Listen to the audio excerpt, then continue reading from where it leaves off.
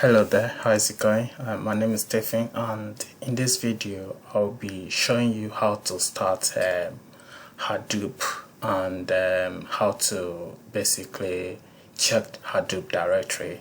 So first of all, before you can start Hadoop, you have to install Hadoop. I've installed it in my Ubuntu, so if you haven't installed it first, you need to do that, and it's not quite straightforward, to be honest, because you have to install like some other application like Java and some. So what I'll do is I'm going to put a link in the description where you can install Hadoop and other applications. Even you can start, if you don't have Ubuntu installed in your system, you can start installing it using that link. There is a description of how you can install everything from start to finish, like Ubuntu, Hadoop, Java, Airflow, MySQL, Spark, Hive, and so on. So it's really good. You will basically be able to install all this big data software using that link. Anyway, without further ado, let's get started. So first of all, when you open your Ubuntu, you need to basically use this command, sudo apt get update, basically to get the updates of your Ubuntu. So basically when you install Ubuntu, you have to specify some password. Right, so the next thing I want to do is, so if you want to start Hadoop, there is a command called start-yarn.sh, but this command is deprecated, but it's still working though. The command that is not, the current command is start-hdfs.sh and start-yarn.sh, but we'll first use start-hdfs.sh. Okay, the command is not fun.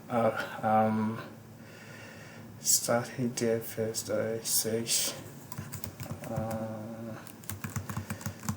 Okay, start-yarn.sh. Okay, it's starting yarn, but why wasn't? Okay, let's start dfs.sh.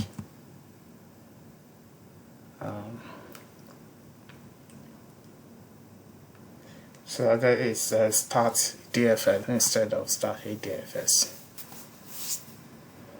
Okay, so now it has started the yarn and DFS. So basically, it started the name nodes, it started the secondary name node, and so on. So to check if everything has been started, we can use Java printers service, which is JPS.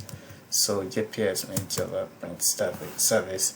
So right now you can see we have name node, node manager, data node, the secondary name node, resource manager, and JPS. So to check the directory of basically Hadoop directory, you can use Hadoop fs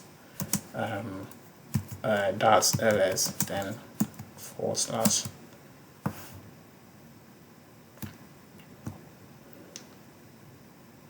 So basically these are the directory, the directory I've created inside the Hadoop directory.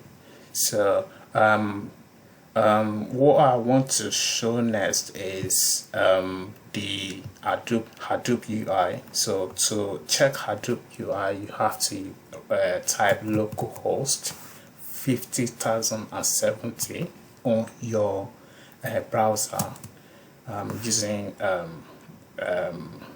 Firefox. So to check the directory, you have to go to utilities and browse the file system.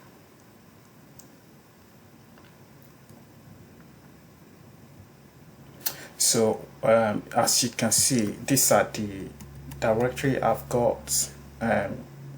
So if I go back to the terminal, you can see I've got big data, which is this one, pipeline, data space, HBase, players data, TMP, Twitter data, and so on.